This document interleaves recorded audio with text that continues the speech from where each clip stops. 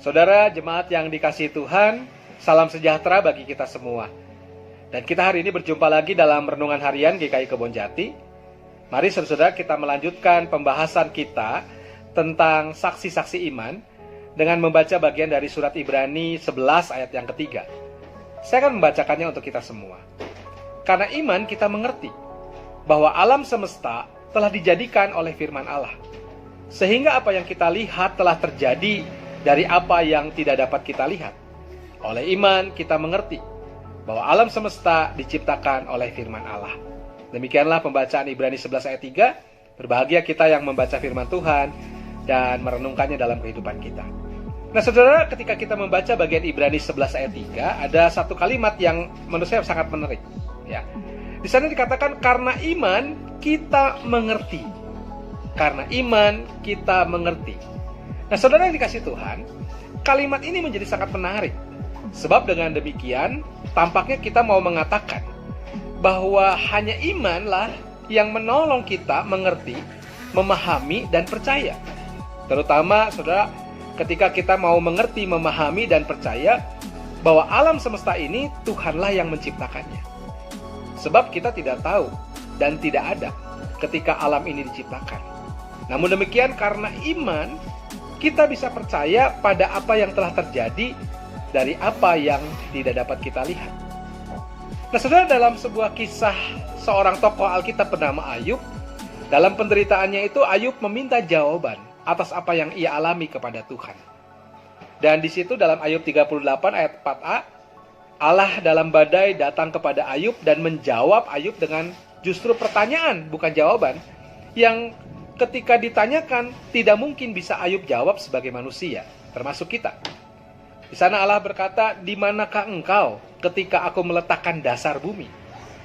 Nah, saudara, pertanyaan-pertanyaan Allah kepada Ayub tentang bagaimana Allah mencipta dan mengatur alam ciptaan ini, di situ membuat Ayub pada akhirnya terdiam dan mengaku dengan imannya bahwa pemahamannya itu tidak dapat menjangkau pemikiran Allah. Maka dalam ketertakjuban Ayub akan apa yang Allah lakukan dalam penciptaan itu, Ayub memilih diam, saudara, memilih diam dalam ketertakjuban, dan di dalam imannya ia percaya pada pemeliharaan Tuhan, meskipun di dalam penderitaan sekalipun. Saudara, dalam kekristenan, kisah penciptaan dan kekaguman terhadap alam ciptaan Tuhan itu dipahami sebagai penyataan umum Tuhan Allah, selain dari penyataan khususnya melalui karya keselamatan Yesus Kristus. Dari Alkitab kita mengetahui bahwa segera setelah umat Israel mengenal Tuhan Allahnya sebagai Allah yang berbuat, yang dengan nyata bertindak dalam sejarah, maka segera terdengar pemberitaan bahwa Tuhan Allah lah yang maha kuasa di dalam sejarah itu adalah Tuhan Allah yang maha kuasa di dalam alam semesta. Dialah yang dikatakan, kalau saudara membaca Hakim-Hakim 5 ayat 4, menggempakan bumi dan menghancurkan bukit-bukit. Bahkan dialah yang menjadikan itu semua. Nah, saudara, membaca kisah penciptaan ada satu perspektif yang menarik tentang kisah penciptaan yang mungkin kita kenal tertulis di dalam Kejadian 1 yang diyakini ditulis ketika bangsa Israel itu berada di pembuangan Babel. Di sana mereka berhadapan dengan agama Babel yang mengajarkan bahwa alam semesta ini terbentuk melalui pertarungan penuh kekacauan antara dewa-dewa yang ada.